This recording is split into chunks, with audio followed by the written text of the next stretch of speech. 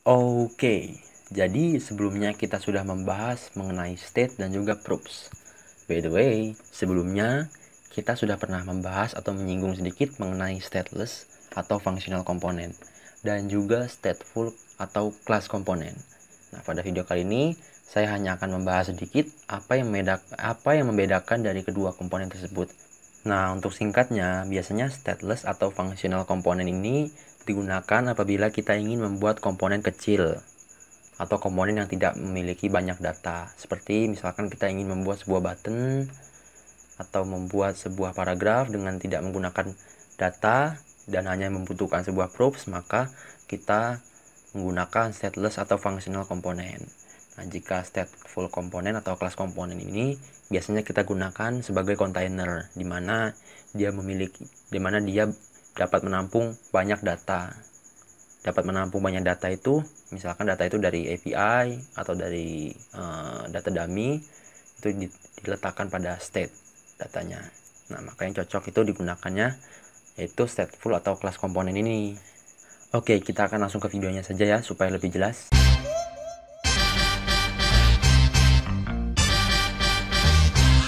Nah, ini kita sudah ada di project kita sebelumnya. Nah, bisa kita lihat di sini.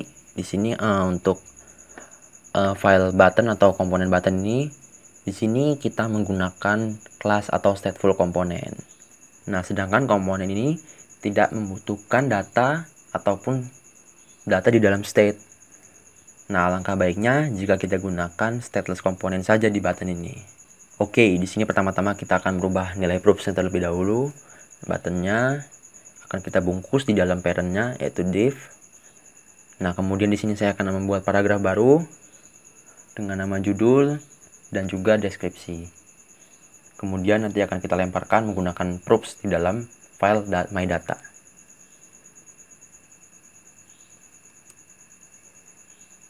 Nah, ini saya buat terlebih dahulu. Nah, kita tuliskan this proofs judul dan this proofs deskripsi. Proofs tadi kita panggil di dalam my button, judul dan juga deskripsi. Kita beri nama ini judul dan juga ini deskripsi. Oke, sudah tampil ya di dalam browsernya. Proofsnya sudah tampil, sudah bisa kelempar ke dalam komponen my data. Nah, di sini selanjutnya saya akan migrasikan dari kelas atau stateful component ini menjadi sebuah stateless atau functional component. Nah, di sini karena kita sudah menggunakan ES6, maka saya akan menggunakan arrow function sebagai stateful komponennya. Saya beri tipe datanya const button, kemudian saya buatkan arrow function. Nah, begini kita hilangkan method rendernya karena stateless komponen ini tidak membutuhkan method render. Lalu saya akan export komponennya. Ya, sudah selesai. Nah, jika kita lihat di browser, terjadi error di sini. Jadi error karena properti atau props-nya belum diinisialisasi. Karena jadinya dia undefined. Nah, di sini saya akan menginisialisasikan di parameternya dalam arrow function-nya props.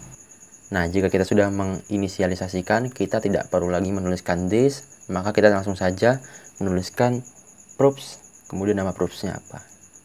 Otomatis errornya akan hilang.